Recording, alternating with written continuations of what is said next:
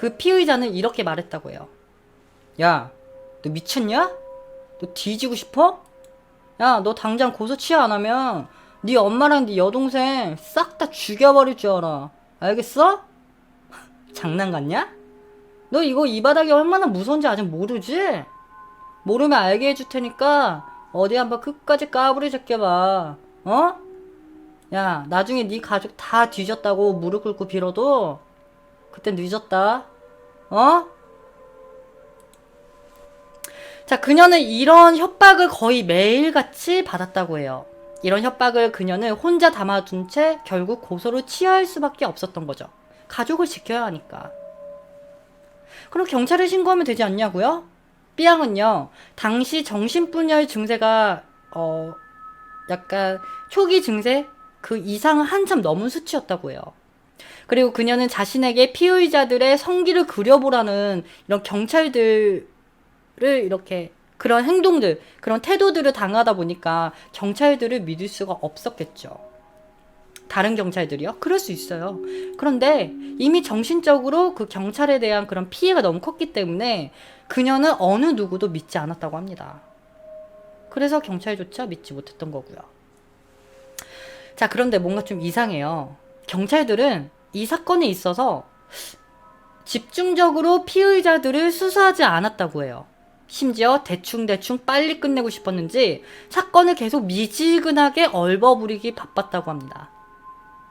자, 고소 취하 이후 사건은 마무리가 잘 되는 줄 알았어요. 삐양이 어머니는 너무 분하셨는지 반장들 중에 이 일을 주도했던 반장 A씨 회사에 찾아가게 됩니다. 그런데 그 사람이 어떻게 했는 줄 아세요? 삐양의 어머님 말씀을 토대로 하자면 어머니와 문 앞에서 이 실랑이를 벌이던 반장 A는 어머니를 계단에서 밀어버렸다고 합니다. 그래서 이렇게 넘어졌을 거 아니야. 계단을 굴러서 넘어졌으면은 그 삐양의 어머니의 안면까지 폭행했다고 하는데요. 사실 이 삐양의 어머니가 바로 그 경찰에 고소를 했지만 증거가 없다고 무혐의 처리가 돼버렸다는 게 문제였었어요. 증거 불충분으로. 자, 여러 가지 산전수전 정말 정신없는 메일을 보내다 어느덧 시간은 1년 반이라는 시간이 흐르게 됩니다. 자, 고소치하를 한 B양은 그래, 지난날 잊어버리자 라며 열심히 살아가려고 노력해요. 공인중개사 학원도 다녀보고 수공예 공방에도 다녀보고 치킨집 아르바이트도 해보고 정말 정신없이 살아가면서 최대한 정상적인 생활을 하려고 노력을 했죠. 그러던 어느 날부터 B양이 아르바이트 끝나는 시간을 훨씬 넘기고 쉬는 날에는 어딜 그렇게 다니는지 밤 늦게 심지어 새벽 늦게 들어오기 시작하는 거예요. 그래서 가족들은 아르바이트를 하나 더 구했나? 요즘 다이어트 하나? 싶었었죠. 하지만 그녀는 아르바이트를 구한 것도 운동을 하는 것도 아니었어요. 전처럼 생활하기는 쉽지 않았겠지만 나름 평범하게 살아보려고 노력했던 그녀. 그런데 매일 밤 자꾸 그 사람들이 꿈에 나오는 거야. 잊을만 하면 나오고 잊을만 하면 나오고 잊혀지지 않았던 거지. 그 끔찍했던 경험을 어떻게 쉽게 잊겠어. 그래서 그녀는 이곳저곳 밤늦게까지 다니면서 자신이 뛰어내릴 건물들을 찾아 나서게 됩니다. 어디서 몇 시에 뛰어내리는지 사전 답사를 하고 있었는데 그녀는 꼭 18층이라는 건물을 가고 싶어 했대요. 자, 그렇게 모든 사전 답사까지 마친 그녀는 고소 취하한 지 약 3년 뒤인 2009년 8월 28일 오후 8시 18분 18층에서 짧은 유서를 남긴 채 생을 마감하게 됩니다. 자, 여러분들 여기서 보시면요. 이 사망한 날짜와 시간 그리고 이 건물의 층수를 딱 봤을 때 어떤 게 먼저 떠오르신가요? 보시면 약간 욕처럼 느껴지지 않나요? 그렇죠. 자, 아마 그녀는 사건 이후에 자신을 괴롭히던 그들에게 느낀 감정들, 그런 모든 고통들을 최대한 표현하려고 했던 게 아닌가 싶습니다. 그렇게 그녀가 떠났습니다. 이후 부모님과 동생은 굉장한 슬픔에 잠기게 되죠. 동생 A양은 자신의 언니를 무척 자랑스러워하고 좋아했다고 해요. 심지어 부모님보다 더 좋아하고 어딜 가나 그렇게 자랑하고 다녔대. 야, 우리 언니 공부 짱 잘해. 야, 우리 언니 진짜 짱이거든? 그러니까 보통의 자매와는 조금 달랐던 거죠. 보통의 자매는 막 너 내 거 왜 가져가? 막 이러면서 싸우는 자매들이 많은데 이 자매는 너무 동생의 언니를 사랑스럽게 봤다는 거예요. 자, 정말 사랑했던 언니가 왠지 자신 때문에 이렇게 됐다 생각을 한 A양은 B양이 세상을 떠난 28일, 이날은 하루 종일 울며 친구에게 자신이 죽어야 했는데 언니 대신 죽고 싶다라는 말을 계속 반복했다고 합니다.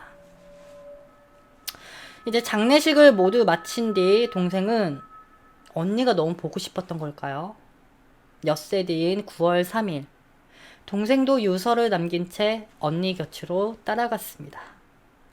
당시 동생 유서에는 이런 말이 담겨 있었어요. 엄마, 나 언니가 너무 보고 싶다. 나 언니가 너무 보고 싶어서 안 될 것 같아. 엄마 너무 미안해. 나 먼저 갈게요. 엄마, 언니 옆에 먼저 가 있을 테니까 엄마는 우리 대신 그 사람들에게 꼭 복수해줬으면 좋겠다. 먼저 가서 미안해 라는 말과 함께 미안하다는 말을 계속 반복하는 글이 담겨 있었다고 합니다. 그런데 이뿐만이 아니었어요. 엎친 데 덮친다라고 하죠. 무슨 마른 하늘의 날벼락인지 한순간 두 딸을 잃었던 이 자매의 아버님은 딸을 한 번에 잃다 보니까 너무 슬픈 거야. 그래서 매일같이 술로 보내기 시작해요. 그렇게 약 2달 뒤 아버님은 뇌출혈로 인해 두 딸 곁으로 향하게 되십니다. 자, 확실한 증거는 밝혀지지 않았지만 B양의 가족들 입장에선 어쩌면 그 반장들, 그들로 인해 자신들의 가정이 풍비박살이 돼버린 격인 거죠. 가족을 모두 잃으신 어머님은요, 현재까지 우울증에 시달리고 계시다고 해요. 그래서 정말 말도 안 되는 양의 그 우울증 약을 복용하시면서 매일같이 살아가고 있다고 합니다. 자, 어머님은 사건 발생 한참 뒤에 이제 겨우겨우 알아보신 뒤 손해배상 청구를 하시는데요. 법원 재판관은 이렇게 말을 해요. 증인들의 증언과 당사자 본인 신문 결과 등에 따르면 B양이 강제추행 및 성폭행을 당했다고 볼 수 있다. 하지만 B양이 생전에 쓴 일기장 등을 검토한 결과 B양은 성폭행을 당하지 않았으면서 단순히 피해 과대망상으로 일기를 작성했다고 밖에 보이지 않는다. 설령 B양의 주장과 같이 성폭행을 당했더라도 사건의 소는 성폭행을 당했다고 한 때부터 약 9년 6개월, 자살한 시점으로부터 약 4년 6개월이 지나 제기되었다. 민법이 규정하고 있는 3년의 소멸시효가 지나 제기됐으므로 손해배상은 받아들일 수 없다. 라며 패소로 판결을 끝내버립니다. 결국 어머님은요, 어떠한 손해배상을 받지도 못하게 된 거죠. 자, 좀 전에 어머니께서 현재 약을 복용하시며 살아간다고 말씀을 전해드렸죠. 자, JTBC 뉴스 10에서 어머님은요, 계속 이렇게 숨어 계시다가 용기 내어 출연하신 후 심경을 털어놓으신 적이 있으셨는데, 당시 어머님께서는 이렇게 말씀하셨어요. 아니, 유언에 대해서 아무것도 해놓은 게 없잖아. 근데 애들 곁에 따라가려고 해도 애들이 안 만나줄 것 같더라고. 그래서 약으로 하루하루 버티고 있어요. 뭐 어쩌겠어. 이렇게라도 딸들 소원 풀어줘야지. 억울함 풀어줘야지. 자, 병원에서 어머님은 현재 자살 증후군을 크게 보이고 계신다고 합니다. 자, 그렇다면 이 사건의 이 비극 시점은 언제 어떻게 된 걸까요? B양의 진술과 남겨진 그녀의 일기장에 따르자면요, 2004년 8월 10일 새벽 4시경 B양은 A라는 반장에게 비디오실에서 성폭행을 당했다고 합니다. 이후 반장 A는 주변 반장들에게 이를 알리기 시작하죠. 야, 내가 쟤 따먹었는데 한번 해볼래? 괜찮아. 괜찮다니까. 한번 해봐.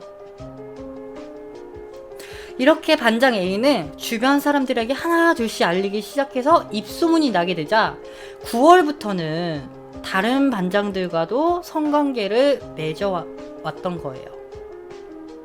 자, 반장 A는 한마디로 다른 반장들에게 브로커 짓을 했다라고 보시면 될 것 같은데, 이 사건을 접한 뒤 안타까워하던 JTBC 진실추적자 탐사코드 취재팀은요, 피의자들 몇몇을 찾게 됩니다. 이건 영상으로 만나보시게 될 텐데 화가 나실 수도 있으니 최대한 마음을 가라앉히시고 보시면 좋을 것 같습니다. 피해자의 상태를 전혀 몰랐을까? 당시 반장들의 입장이 어떤지 직접 확인해봤습니다. 큰딸이 자신을 감금했다고 지목한 B 반장은 여전히 같은 일을 하고 있었습니다. 당시 피해자가 정상이 아니라고 하던데 그건 어떻게 생각하세요? 그거 다 아무 증거 없는 거로 다 밝혀진 걸로 알고 있는데.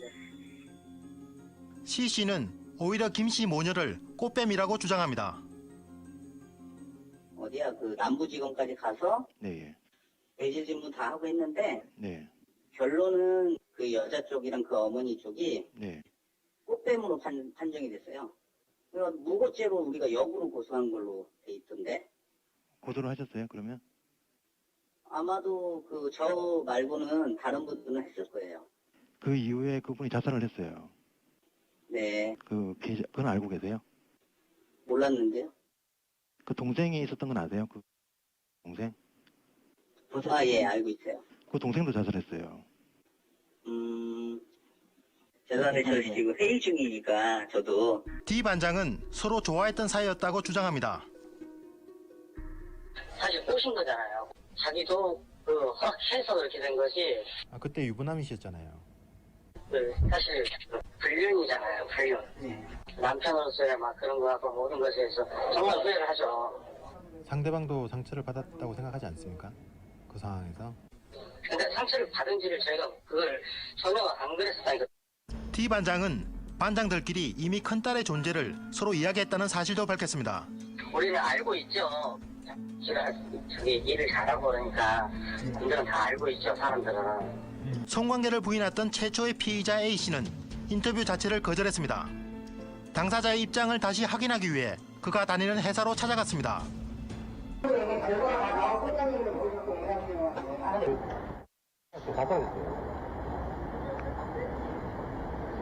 이야기 들으셨어요? 아니요, 저는 못 들었어요. 상관없잖아요. 반장하고 결벽 신문하고 법적이 나왔는데 왜 제가 그 얘기 끝까지 해야 되는 거예요?